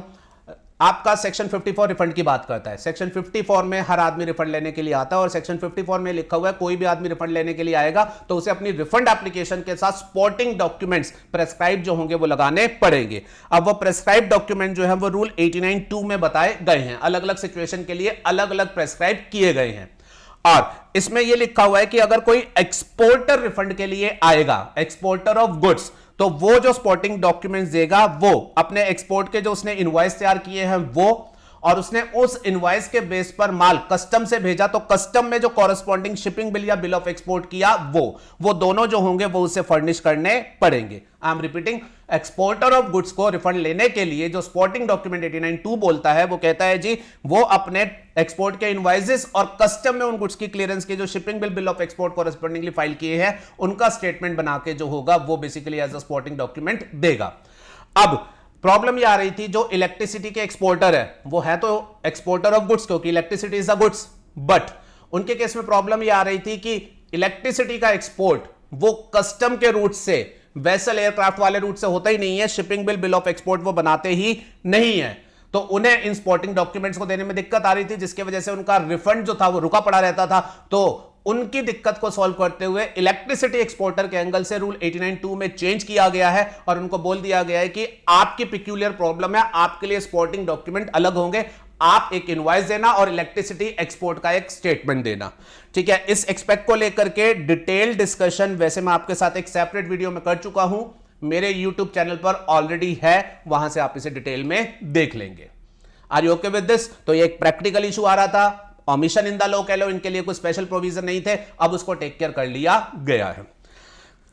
एक और अमेंडमेंट, रिफंड फोकस, बहुत बढ़िया। सेक्शन 54, सेक्शन 54 में रिफंड एप्लीकेशन लेने जाते हैं आप अलग अलग सिचुएशन में, and refund is always subject to a time limitation. Time limitation is 2 years from relevant date. अब रेलेवेंट डेट क्या होती है वो अलग अलग सिचुएशन के लिए अलग अलग बताई गई है। अब एक पर्टिकुलर केस में टाइम लिमिट को लेकर के प्रॉब्लम आ रही थी, वो केस था वो सप्लायर जो कि सप्लाई कर रहा था to,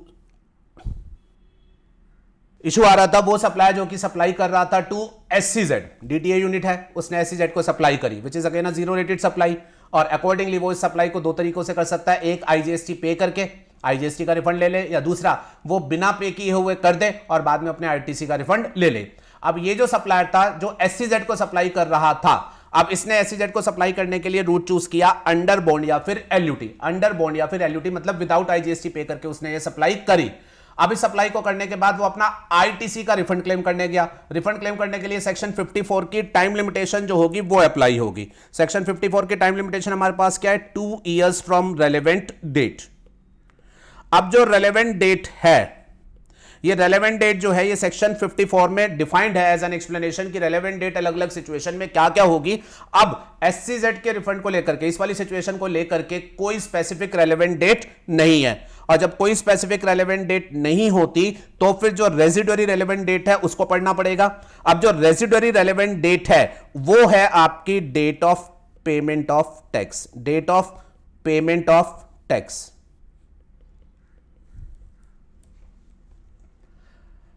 date of payment of tax. और ये टेक्निकल अमेंडमेंट्स है and I am quite sure ये वही समझ पाएगा जिसने लॉ को जो होगा वो ठीक तरीके से पढ़ा हुआ होगा।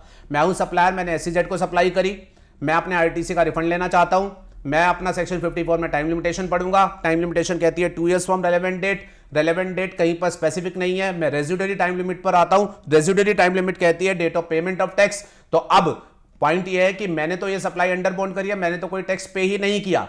अगर मैंने IGST पे करते हुए किया होता तो मैं फिर भी इस टाइम लिमिट को पढ़ सकता था, लेकिन मैंने किया अंडर बॉन्ड बिना पे करके, तो अकॉर्डिंगली ये रेजिडुअरी टाइम लिमिट भी मेरे ऊपर एप्लीकेबल नहीं है। कहने का मतलब मैं अगर टेक्निकल सेंस में लॉ को पढ़ रहा हूं तो मेरे ऊपर कोई टाइम लिमिटेशन दी नहीं गई, और ये टाइम लिमिटेशन दी नहीं गई इसका मतलब क्या हो गया? क्या विदाउट एनी टाइम लिमिटेशन मैं अपना रिफंड क्लेम कर सकता हूं? क्या ऐसा लॉ ने कभी सोचा होगा? Answer is no.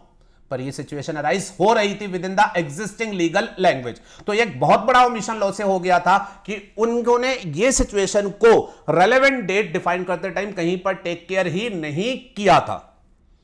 मेरी बात समझ पा रहे हैं? तो अब अपनी इस ओमिशन को उन्होंने टेक केयर किया और उन्होंने कहा जी अगर आप SEZ को सप्लाई करते हैं तो फिर जब आप रिफंड क्लेम करेंगे तो आपके लिए हम स्पेसिफिक रेलेवेंट डेट जो है वो एक बता रहे हैं। स्पेसिफिक है, आपको रेजिडुअरी पढ़ने की जरूरत ही नहीं है। IGST वाला केस हो, ITC रिफंड वाला केस हो, दोनों ही केसेस के लिए हम आपको स्पेसिफिक रेलेवेंट डेट जो है वो बता रहे हैं, और उन्होंने वो रेलेवेंट डेट इंट्रोड्यूस कर दी। I hope this is clear. चलिए और सुनिएगा और क्या ऑब्जेक्टिव रहा।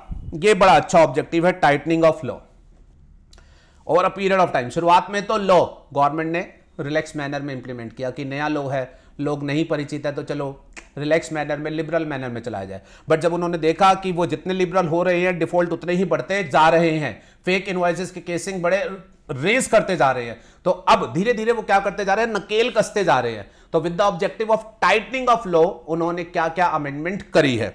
Number 1 ITC।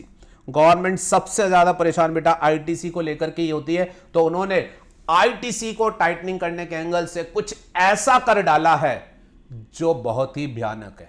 कुछ ऐसा कर डाला है जो बहुत ही भयानक है। सेक्शन 38 GSTR 2 जिसमें फाइल होती थी वो डिलीट हुआ और सब्स्टिट्यूट करके जो नया सेक्शन 38 है उसमें एक रेस्ट्रिक्टेड ITC का कंसेप्ट इंट्रोड्यूस कर दिया गया। Very dangerous concept, very dangerous concept. अब ये सेक्शन 38 में रेस्ट्रिक्टेड ITC का कंसेप्ट है, ये आपका ये कहता है कि आपने सप्लाई ली किसी नॉर्मल सप्लायर से, उसने अपनी GSTR 1 फाइल करी, उस GSTR 1 में उसने जो डिटेल दी वो हमने आपको आपकी GSTR 2B में कम्युनिकेट कर दी। ध्यान से सुनना, what is this concept restricted ITC? आपने जिस सप्लायर से माल खरीदा वो है नॉर्मल सप्लायर, उसने अपनी GSTR 1 फाइल करी, वहां से डिटेल उठा करके आपको आपके 2B में वो कम्युनिकेट कर दी गई। अब उन्होंने ये बोला लेकिन अगर आपने जिस सप्लायर से माल खरीदा है, आपने जिस सप्लायर से माल खरीदा है, अगर वो सप्लायर हमें किसी वजह से रिस्की लगता है, अगर वो सप्लायर हमें किसी वजह से रिस्की सप्लायर लगता है, गलत काम करने वाला लगता है, तो हम उसकी GSTR 1 से आपकी GSTR 2B में डिटेल कम्युनिकेट तो करेंगे, पर ये डिटेल हम आपको कम्युनिकेट करेंगे एज रेस्ट्रिक्टेड ITC, जिसका बेसिकली मतलब ये होगा कि आप इस ITC को क्लेम नहीं कर सकते हैं। अगर वो रिस्की नहीं होगा तो फिर आपको GSTR 2B में ये एक नॉर्मल तरीके से कम्युनिकेट किया जाएगा। रफली आप इसे अनरेस्ट्रिक्टेड ITC कह दो, आप उसका ITC ले सकते हैं। लेकिन अगर ये रिस्की सप्लायर लगा हमें तो फिर हम कम्युनिकेट करेंगे, बट साथ में बोलेंगे रेस्ट्रिक्टेड ITC है और आप इसका ITC अवेल नहीं कर सकते। अब बात यह आ रही है कि भाई साहब रिस्की है, इसका क्या मापदंड होगा? तो उसके लिए उन्होंने सेक्शन 38 में छह बातें बोल रखी है कि अगर आपका सप्लायर इस तरीके का होगा तो फिर हम उसे रिस्की समझते हुए आपके यहां ITC रेस्ट्रिक्टेड कैटेगरी में जो होगा वो शो करेंगे। वो 6 कैटेगरी जो होगी वो डिटेल्स में आप अंदर पढ़ेंगे। उन 6 केसेस में जो होगा रेस्ट्रिक्टेड ITC कम्युनिकेट होगा। अच्छा, और साथ ही में सेक्शन 16 में अमेंडमेंट कर दी गई, सेक्शन 16 में अमेंडमेंट कर दी गई कि अगर सेक्शन 38 में कोई भी क्रेडिट आपको रेस्ट्रिक्टेड कैटेगरी में कम्युनिकेट किया जाएगा तो आप एज अ रेसिपिएंट उस क्रेडिट को लेने के लिए एलिजिबल नहीं होंगे। तो दोबारा दोहरा रहा हूं, सेक्शन 38 अब जब आपको कम्युनिकेट करेगा तो वो आपको दो कैटेगरी में कम्युनिकेट करेगा। अगर रिस्की सप्लायर उसे दिखेंगे जो भी उनके मापदंड है उसके हिसाब से तो वो रेस्ट्रिक्टेड आईटीसी शो करेंगे उसका, और अगर नॉर्मल दिखेंगे, रिस्की नहीं दिखेंगे तो फिर अनरेस्ट्रिक्टेड शो करेंगे। एंड सेक्शन 16(2) जो कि conditions of availment of ITC देता है वो अमेंड कर दिया गया है। उसमें एक नई कंडीशन इंट्रोड्यूस कर दी गई है और रेसिपिएंट को बोला गया है आप अपना आईटीसी सिर्फ तभी ले पाएंगे अगर सेक्शन 38 में जो कम्युनिकेशन आपको किया गया है वो रेस्ट्रिक्टेड नहीं है। बात समझ में आई है? तो ये आईटीसी टाइट कर दिया गया है। अच्छा, इसमें बस एक थोड़ी सी रिलीफ की बात अभी आपके लिए ये है कि सेक्शन 38 में वो जो रिस्की वाला क्राइटेरिया है ना, उसके लिए उन्होंने साथ में रूल्स बनाने हैं। वो रूल्स अभी नहीं आए हैं, तो एक्चुअल में अभी प्रैक्टिकली ये नहीं चल रहा है, लेकिन जल्दी ही रूल्स आ जाएंगे और फिर ये जो होगा ये इंप्लीमेंट हो जाएगा। प्लीज ध्यान में रखिएगा। चलिए जी, और उन्होंने कहां टाइट किया बेटा? रिटर्न्स को लेकर के उन्होंने टाइट करने की कोशिश करी है। रिटर्न्स की नॉन फाइलिंग के डिफॉल्ट जो हैं वो बढ़ते जा रहे हैं। रिटर्न्स की नॉन फाइलिंग के डिफॉल्ट जो हैं वो बढ़ते जा रहे हैं। लोग, बहुत सारे लोग हैं जो कि रिटर्न्स को लेकर के सीरियस ही नहीं है, ठीक है। इवन दो रिटर्न्स की नॉन फाइलिंग पर कैंसिलेशन का एक्शन हो सकता है, बट फिर भी वो लोग जो है वो सीरियस नहीं है।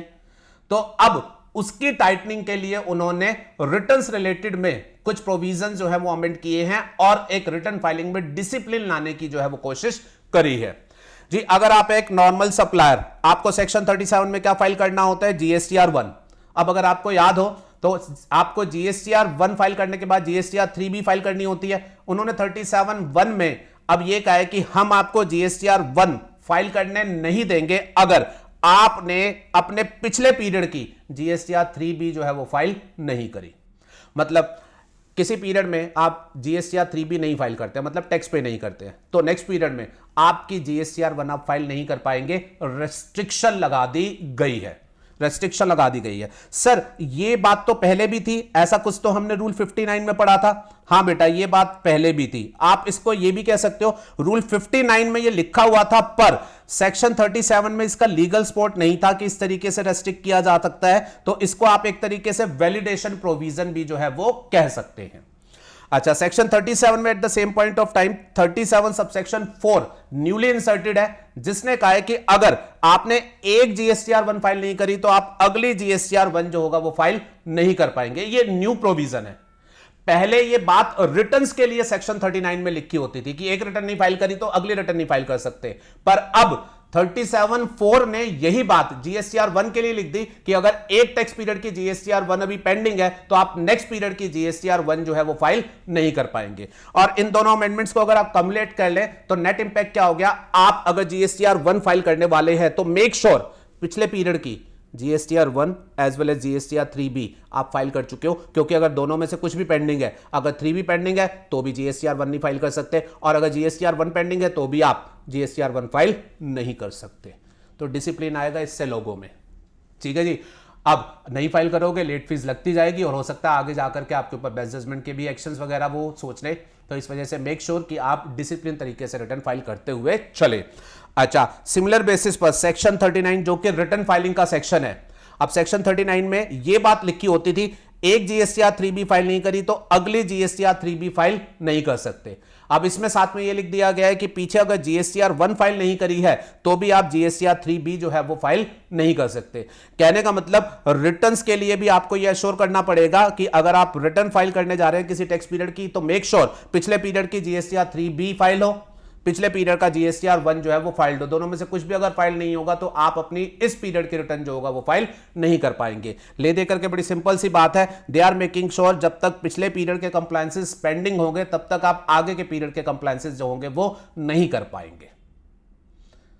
ठीक है जी।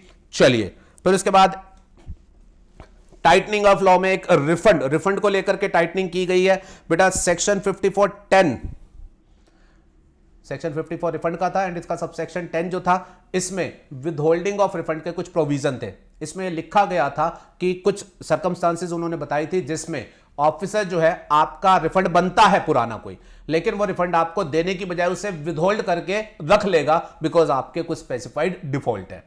अब इसमें टाइटनिंग ये की गई है कि 5410 में पहले ये जो रिफंड विदहोल्ड की पावर थी ये सिर्फ आईटीसी के रिफंड को विदहोल्ड करने की पावर थी कि आपका सिर्फ आईटीसी का रिफंड वो विदहोल्ड किया जा सकता था।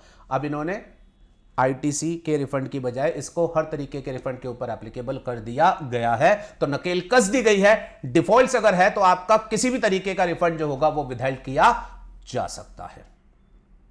Are you okay with this? चलिए और सुने और क्या अमेंडमेंट्स है। कुछ अमेंडमेंट इंडस्ट्री की रिक्वेस्ट पर की गई है। होता है इंडस्ट्री रिक्वेस्ट करती है कि हमें लो काफ़ी बर्डनसम लग रहा है, हम सिंप्लीफिकेशन चाहते हैं। तो यहाँ पर बेटा जीटीए गुड्स ट्रांसपोर्ट एजेंसी इन्होंने रिक्वेस्ट करी थी। जीटीए को लेकर के आरसीएम लगता है आप सब लोगों को पता है, जो पुराना आरसीएम था वो कुछ इस तरीके से था कि जीटीए 12% की टैक्स रेट से है तो फॉरवर्ड चार्ज, और 5% की टैक्स रेट से है तो फिर रिवर्स चार्ज अगर उसका रेसिपिएंट स्पेसिफाइड कैटेगरी का है। अब जीटीए ये जो इंडस्ट्री थी इनकी तरफ से गवर्नमेंट को रिक्वेस्ट आई थी कि आप हमें फॉरवर्ड चार्ज में ही दो ऑप्शन दो कि 12% तो अभी हम दे ही सकते हैं, आप हमें 5% वाला ऑप्शन भी दो।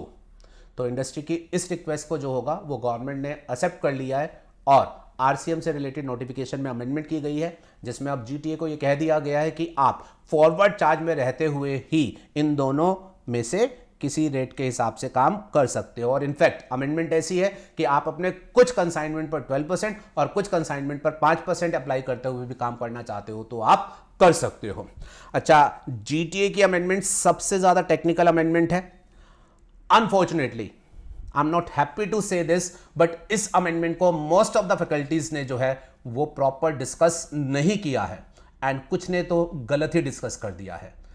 कुछ ने तो गलत, उन्होंने तो यहां तक कह दिया कि 12% वाला ऑप्शन ही खत्म हो गया, which is entirely wrong and I am quite surprise CA final level पर इस तरीके की मिस्टेक जो है वो किस तरीके से हो गई। This is a very significant amendment, must talked about amendment, हर जगह डिस्कशन में थी प्रोफेशनल्स के पास। तो I don't know CA final पढ़ाने वाली फैकल्टी ने कैसे, देखो इंटर की होता तो मैं समझ लेता कि इंटर वाले उतना नहीं पढ़ते, उन्हें इनकम टैक्स का भी बर्डन है, बट फाइनल की फैकल्टी जो कि जीएसटी की स्पेशलाइज्ड फैकल्टी होनी चाहिए उसके एंड पे से ऐसी मिस्टेक ये कह देना कि 12% का ऑप्शन ही नहीं है, दिस इज अ ब्लंडर। और इसके ऊपर मैंने अभी पीछे ही एक वीडियो भी डाली थी क्लैरिफाई करते हुए। तो खैर मेरी जीटीए के ऊपर डिटेल डिस्कशन की वीडियो यूट्यूब चैनल पर है, आप सुन लीजिएगा। चलिए फिर उसके बाद बात करते हैं बेटा बेनिफिशियल प्रोविजंस की। कुछ बेनिफिशियल प्रोविजंस भी जो हैं वो इंट्रोड्यूस किए गए हैं जिसमें पेमेंट ऑफ टैक्स को लेकर के एक बेनिफिशियल प्रोविजन ये इंट्रोड्यूस किया गया है। आप टैक्स पेमेंट कैसे करते हैं? ई क्रेडिट लेजर से या ई कैश लेजर से। अब आपका जो ई कैश लेजर होता है जिसमें आप कैश डिपॉजिट कराते हैं और उस कैश को बाद में यूज करते हैं, तो उसको डिपॉजिट कराने के लिए आपको जो तरीके अवेलेबल थे उनके अलावा दो नए तरीके जो हैं वो भी जो हैं वो दे दिए गए हैं। दो नए तरीके जो हैं वो आपको दे दिए गए हैं। अच्छा, एक और सिग्निफिकेंट जो अमेंडमेंट की गई है वो ये की गई है, अगर आपके ई कैश लेजर में पैसा डिपॉजिटेड पड़ा हुआ है, आप रजिस्टर्ड हैं, आपका ई कैश लेजर है, उसमें पैसा डिपॉजिटेड पड़ा हुआ है और आप किसी दूसरे स्टेट में रजिस्टर्ड हैं और वहां पर आपकी कोई टैक्स लायबिलिटी अराइज हो रही है, तो आप अपना इधर जो ई कैश लेजर में पैसा पड़ा हुआ है वो आप as a deemed distinct person जब कहां और रजिस्टर्ड है वहां पर जो है वो ट्रांसफर कर सकते हैं। बेटा पहले क्या होता था, अगर आप दिल्ली में रजिस्टर्ड है, आपके ई कैश लेजर के एक हेड में पैसा पड़ा हुआ है, लेट्स सपोज सीजीएसटी, तो आप अपने ही ई कैश लेजर में उसे किसी दूसरे हेड में ट्रांसफर कर सकते थे। बट अब अमेंडमेंट करके ये कह दिया गया है कि अगर as a registered person in one particular state, आप अगर किसी और स्टेट में भी रजिस्टर्ड है और वहां पर आप जीएसटी में डीम्ड डिस्टिंक्ट पर्सन है, आपका एक सेपरेट ई कैश लेजर है, तो आप इधर से डीम्ड डिस्टिंक्ट पर्सन के तौर पर जो आपका सेपरेट ई कैश लेजर पड़ा हुआ है उसमें भी ट्रांसफर कर सकते हैं। और यहां पर ध्यान में रखिएगा ये ट्रांसफर जो होगा ये आपको आईजीएसटी और सिर्फ सीजीएसटी का अभी परमिट किया गया है, एसजीएसटी का परमिट नहीं किया गया है। लेटेस्ट स्टेज पर कर दे तो अलग बात है, बट एग्जिस्टिंगली आप सिर्फ दूसरे registered person deemed distinct entity जो आपकी है उसको आईजीएसटी और सीजीएसटी वाला जो है वो ट्रांसफर कर सकते हैं। अच्छा, एक और and the most significant amendment जो हुई है पेमेंट ऑफ टैक्स को लेकर के, वो इंटरेस्ट को लेकर के हुई है। इंटरेस्ट को लेकर के हुई है। आईटीसी को लेकर के सेक्शन 50 में इंटरेस्ट रिलेटेड प्रोविजन सबसेक्शन 3 के थ्रू इंट्रोड्यूस किए गए हैं, जिसमें यह कहा गया है कि अगर किसी व्यक्ति ने आईटीसी रॉन्ग अवेल्ड किया है तो सिर्फ रॉन्ग अवेलमेंट की वजह से उसको इंटरेस्ट नहीं देना। अगर उसने उस आईटीसी को यूटिलाइज भी किया है और बेनिफिट लिया है टैक्स लायबिलिटी, तभी उसे जो है वो इंटरेस्ट देना है। मोस्ट इंपॉर्टेंट रहेगा फॉर योर एग्जामिनेशन। क्या बोला मैंने? आईटीसी को लेकर के सेक्शन 50 सब सेक्शन 3 में प्रोविजन इंट्रोड्यूस किए गए हैं। और यहां एक बात जरा ध्यान से सुनिएगा बेटा, जो सेक्शन 50 है वो इंटरेस्ट का था। बहुत इंटरेस्टिंग बात बोल रहा हूं। लॉ मेकर से एक बहुत बड़ी कमी ये रह गई थी कि उन्होंने आईटीसी को लेकर के सेक्शन 50 में कोई स्पेसिफिक प्रोविजन दिए ही नहीं थे, और आईटीसी के ऊपर इंटरेस्ट जो था वो भगवान भरोसे चल रहा था। उसके लीगल प्रोविजन एग्जैक्टली प्रिसाइजली कहीं एग्जिस्ट नहीं कर रहे थे। अब उन्होंने रेट्रोस्पेक्टिव इफेक्ट से सेक्शन 53 को इंट्रोड्यूस करते हुए बोला जी भाई साहब आईटीसी पर इंटरेस्ट बनेगा, बिना इंटरेस्ट के थोड़ी ना चलेगा। आईटीसी गलत लिया है तो इंटरेस्ट देना ही पड़ेगा। बट अच्छी बात यह बोल दी, सिर्फ गलत लेने मात्र से इंटरेस्ट नहीं देना, गलत आईटीसी यूज भी कर लिया, गलत बेनिफिट ले लिया तो फिर आपको इंटरेस्ट देना पड़ेगा। जिस भी दिन आपने वो यूज किया है वहां से लेकर के जब तक आप उसको रीपे नहीं कर देते, आपको उस पर ऊपर इंटरेस्ट देना पड़ेगा। और ये जो इंटरेस्ट बेटा वो आपसे ले रहे हैं, ये ले रहे हैं 18% पर एनम। और यहां भी मैं आपको बोल देना चाहता हूं, प्लीज ध्यान में रखिएगा, मैं इंफेसिस के साथ बोल देना चाहता हूं, इंटरेस्ट है 18% per annum, not 24% per annum. Again sadly final level की फैकल्टीज बहुत डिस्कशन में 24% पर एनम बोल रही है, बिल्कुल गलत है। मैंने कल ही एक वीडियो डाला इस बात को क्लैरिफाई करते हुए with all the legal supporting कि आईटीसी के केस में interest rate is not 24% per annum. Section ने वो मैक्सिमम रेट बोल रखी थी, एक्चुअल नोटिफाइड रेट से लगना था, और नोटिफाइड रेट है 18% पर एनम। इस पर क्वेश्चन पक्का आएगा। गलती से 24% यूज कर दिया, मार्क्स लूज कर जाओगे, तो please take care of this, और अपने फ्रेंड्स वगैरह को भी प्रॉपर्ली प्लीज इसे बता दीजिएगा। चलिए जी, पेमेंट ऑफ टैक्स को लेकर के एक और अमेंडमेंट जो की गई है, बेनिफिशियल प्रोविजन जो दिया गया है वो ये दिया गया है कि भाई साहब अगर कभी आपने रिफंड मांगा आईटीसी का और वो बनता नहीं था, आपने क्लेम कर लिया और ऑफिसर को भी पता नहीं चला, उसने दे दिया, एरएनएस रिफंड कर दिया। यू क्लेम्ड आईटीसी रिफंड जो बनता नहीं था because of your wrong understanding और डेलिब्रेट व्हाटसोएवर, आपने वो क्लेम किया, ऑफिसर भी कैच नहीं कर पाया और उसने आपको वो रिफंड दे दिया। तो अगर कोई एरएनएस रिफंड आपको दे दिया जाता है तो क्या होगा? ऑफिसर को बाद में पता चलेगा तो वो उसकी रिकवरी करेगा 73-74 में, ठीक है। अब उन्होंने लेकिन आपको एक बेनिफिशियल प्रोविजन ये दिया, अगर आपसे कभी एरएनएस रिफंड क्लेम हो गया, आपके पास आ गया, तो आप अपने आप से उस एरएनएस रिफंड को पे बैक कर सकते हो। आप अपने आप उस एरएनएस रिफंड को जो है वो पे बैक कर सकते हो। आपका आईटीसी था 5 लाख, आपको रिफंड आ गया, गलत है वो, आप गवर्नमेंट को 5 लाख कैश लेजर के थ्रू जो है वो पे कर दो, और आपके क्रेडिट लेजर में वापसी 5 लाख जो होंगे वो क्रेडिट कर दिए जाएंगे। इस बात को लेकर के उन्होंने स्पेसिफिक प्रोविजन जो है वो इंट्रोड्यूस कर दिया है। बेनिफिशियल प्रोविजन की सीरीज में रिफंड रिलेटेड प्रोविजन भी कुछ आए हैं, और ये इंपॉर्टेंट है, ये भी एग्जाम में पक्का आने के चांस है। इसमें क्या हुआ है बेटा, आप जानते हैं आईटीसी का रिफंड 2 लोगों को देते हैं, एक तो जीरो रेटेड सप्लायर को और एक वो सप्लायर जिनकी सप्लाई पर क्या होता है, इन्वर्टेड टैक्स स्ट्रक्चर। अब जिनकी सप्लाई पर होता है इन्वर्टेड टैक्स स्ट्रक्चर, उनको रिफंड लेने के लिए रूल 89(5) में एक फॉर्मूला लेट डाउन था। अब वो जो 89(5) में फॉर्मूला लेट डाउन था उसमें अमेंडमेंट की गई है, और उस अमेंडमेंट का रिजल्ट जो है वो लोगों के लिए बेनिफिशियल है, बिकॉज अमेंडमेंट की वजह से अब जो रिफंड बनेगा वो ज्यादा बनेगा। उसकी डिटेल में चर्चा हम सेपरेट करेंगे। अच्छा, रिफंड से रिलेटेड एक और बेनिफिशियल अमेंडमेंट की गई है यूआईएन होल्डर के लिए। आपको याद है कुछ पर्सन ऐसे होते हैं जिन्हें जीएसटी में रजिस्ट्रेशन कराया जाता है, इसलिए नहीं कि उनसे टैक्स लेना रहता था, इसलिए कि उस रजिस्ट्रेशन के बेस पर उन्हें जो है वो रिफंड दिया जाता है। कुछ स्पेसिफाइड एंड नोटिफाइड एंटिटीज है like UNO organisation and so on. वो रजिस्ट्रेशन कराते हैं, उन्हें जीएसटीएन नंबर नहीं देते, उसकी बजाय उन्हें क्या देते हैं, यूनिक आइडेंटिफिकेशन नंबर, और इस नंबर को यूज करके बेसिकली वो परचेस करते हैं और बाद में अपना परचेस का जीएसटी जो है वो उन्हें रिफंड किया जाता है। अब ये इकलौते ऐसे पर्सन थे जिनके लिए रिफंड की टाइम लिमिटेशन जो सेक्शन 54 में लिखी थी वो 2 साल नहीं लिखी थी।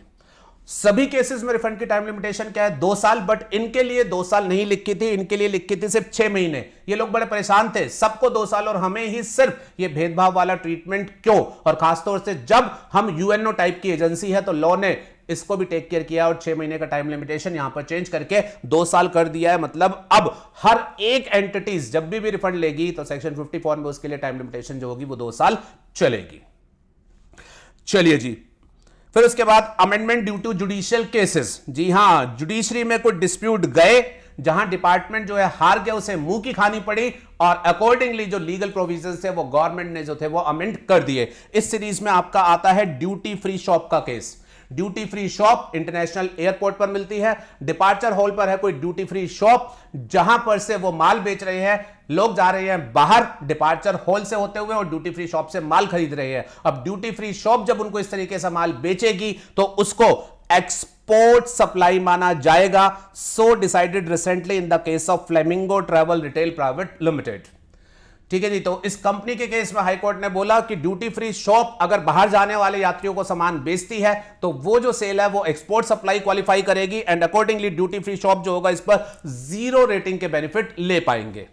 ठीक है जी, अब गवर्नमेंट जो है इस केस में हार गई। वैसे तो ये हाई कोर्ट का डिसीजन था, वो चाहते तो इसे सुप्रीम कोर्ट पर भी ट्रायल के लिए यूज कर सकते थे, बट गवर्नमेंट को ये पता था जो हाई कोर्ट ने कहा है वो बिल्कुल सही कहा है, ये एक्सपोर्ट सप्लाई ही बनती है और ये लोग जो है अकॉर्डिंगली इस सप्लाई को बिना टैक्स के कर सकते हैं और बैकएंड पर अपने आईटीसी जो है वो रिफंड क्लेम कर सकते हैं। तो उन्होंने इस बात को मानते हुए कुछ अमेंडमेंट करी है। पहले उन्होंने क्या कह रखा था, पहले वो इसे एक्सपोर्ट सप्लाई नहीं मानते थे, बट उन्होंने इसके ऊपर टैक्स लायबिलिटी 0 करने के लिए एग्जम्पशन इशू कर रखी थी, एग्जम्पशन, और बैकएंड पर इनको टैक्स का बर्डन परेशान ना करे उसके लिए इन्होंने रिफंड मिलेगा इस बात के कुछ नोटिफिकेशन इशू कर रखे थे और प्रोसीजर के लिए रूल 95A करके एक प्रोसीजर भी बता रखा था। ये काफी कुछ बोल रहा हूं, ये आपको इमीडिएटली समझ नहीं आएगा, बट मेरी डिटेल वीडियो इसके ऊपर यूट्यूब पर ऑलरेडी है, आप वहां से इसे सुन लीजिएगा। यहां तो मैं सिर्फ आपको ऑब्जेक्टिव्स के एंगल से बात कर रहा हूं। ठीक है जी, तो जुडिशरी ने क्या बोला, ये लोग जब माल बेचेंगे तो ये होगी एक्सपोर्ट सप्लाई, एक्सपोर्ट सप्लाई होगी तो टैक्स नहीं देगा और आईटीसी का रिफंड लेगा 0 रेटिंग प्रोविजन में। बट डिस्प्यूट से पहले गवर्नमेंट क्या कर रही थी, गवर्नमेंट इनको एग्जम्पशन देके चल रही थी और बैकएंड पर इनको कहती थी कि जो टैक्स पेड लाई हो उसका रिफंड क्लेम करो और रिफंड कुछ चीजों का मिलेगा। अब क्योंकि ये एक्सपोर्ट सप्लाई है और वहां मुझे नॉर्मल तरीके से 0 रेटिंग ही मिलेगी जिसे गवर्नमेंट ने एक्सेप्ट कर लिया है, तो उन्होंने उस एग्जम्पशन को विड्रॉ कर लिया, पुरानी जो दी थी, और जो रिफंड रिलेटेड उन्होंने बात कही थी वो भी उन्होंने विड्रॉ कर ली और कहा जी नॉर्मल तरीके से ही ये अपना 0 रेट का बेनिफिट लेंगे। Detail video is already on the YouTube. चलिए जी, लास्ट एंड फाइनल ऑब्जेक्टिव जो है वो हम अब एग्जम्पशन फोकस बात कर लेते हैं। बेटा, जीएसटी में गवर्नमेंट का रेवेन्यू बढ़ाना एक टारगेट है। गवर्नमेंट का टारगेट है कि रेवेन्यू जो है वो ज्यादा से ज्यादा कलेक्ट होना चाहिए। तो रेवेन्यू कलेक्ट करने के लिए ऑगमेंटेशन ऑफ रेवेन्यू, उसके लिए बड़ा सिंपल सा काम क्या है, जो एग्जम्पशंस दे रखी है उनको रिव्यू करो और जिन एग्जम्पशंस की जरूरत किसी वजह से नहीं लगती है उन एग्जम्पशंस को जो है वो विड्रॉ कर लो। एग्जम्पशन रहेगी नहीं तो रेवेन्यू जो होगा वो अपने आप बढ़ जाएगा। तो उस बात को ध्यान में रखते हुए गवर्नमेंट ने बैठ करके बहुत सारी एग्जम्पशंस को रिव्यू किया and I am talking about exemption of services, क्योंकि आपके सिलेबस में सिर्फ है एग्जम्पशन ऑफ सर्विसेज। उन्होंने बैठ करके एग्जम्पशन ऑफ सर्विसेज को रिव्यू किया और बहुत सारी एग्जम्पशन जो डिफरेंट रीजंस की वजह से उन्हें लगी कि अब इनको कंटिन्यू नहीं करना चाहिए, उन्होंने उन एग्जम्पशन को जो है वो विड्रॉ कर लिया। एंड प्लीज रिमेंबर, काफी सारी एग्जम्पशन जो है वो विड्रॉ की गई है। इवन हेल्थ केयर सेक्टर तक को नहीं छोड़ा गया, हेल्थ केयर सेक्टर में भी एग्जम्पशन जो है वो विड्रॉ की गई है। आपको याद है हेल्थ केयर सर्विस एग्जम्प्ट होती थी, अब इसमें क्या लिख दिया गया, आप कोई पर्सन अगर हेल्थ केयर सर्विस लेने हॉस्पिटल में जाता है और वो हॉस्पिटल का कोई रूम, मतलब वो हॉस्पिटल में एडमिट होता है तो उसे रूम रेंट चार्जेस देने होते हैं, तो अब उन्होंने बोला कि अगर आप 5,000 रुपए पर डे तक का रूम जो होगा वो किराए पर लेंगे तो वो एग्जम्प्ट रहेगा, बट अगर आप उससे ज्यादा किराए वाला रूम जो होगा वो ट्रीटमेंट के लिए लेंगे तो वो एग्जम्प्ट नहीं होगा। और लॉजिक डेफिनेटली उनके माइंड में क्या रहा कि भाई साहब अगर आप 5,000 से ज्यादा का रूम अफोर्ड कर सकते हो तो फिर आप जो है वो साथ में जीएसटी बर्डन भी जो है वो बियर कर सकते हो। तो there are many exemptions which have been withdrawn और अलग अलग लॉजिक से जो है वो विथड्रॉ की गई है। जब हम एग्जम्पशंस की अमेंडमेंट का डिस्कशन करेंगे तो लॉजिक पहले पकड़ेंगे और उसके बाद जो होगा वो एग्जम्पशन विथड्रॉवल जो होगी वो पढ़ते हुए चले जाएंगे। ठीक है जी।